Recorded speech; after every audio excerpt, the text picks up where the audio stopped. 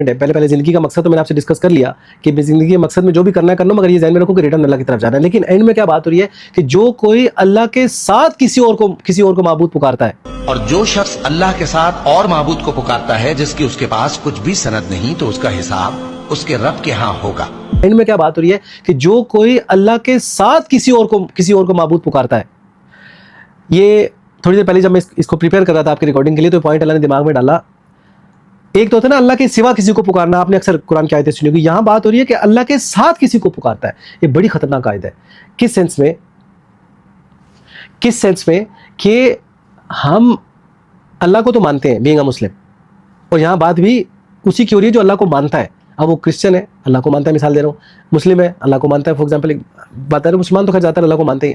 لیکن being this عقیدہ کہ اللہ ہے، اللہ موجود ہے، اللہ نے کائنات بنائی ہے، اب میں اللہ کے ساتھ کسی کو پکار رہا ہوں. یعنی اللہ تو ہے، اللہ کے ساتھ کسی کو پکار رہا ہوں. اور یہ نارملی اب اس وقت مسلمانوں کے اندر کیسا یہ معاملہ ہے، آپ دیکھ لیں.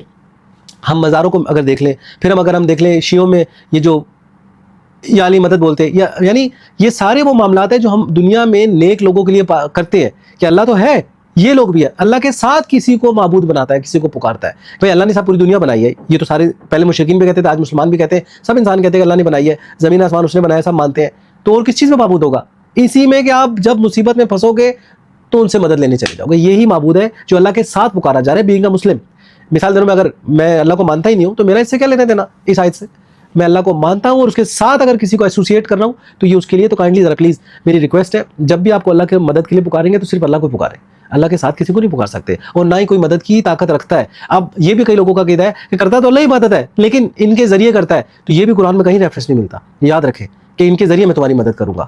پکارنا ہے مجھے پکارو، پھر اللہ ڈیسائیڈ کرے گا کہ کس کے ذریعے مدد کرنی ہے. یہ ذہن میں رکھے بات.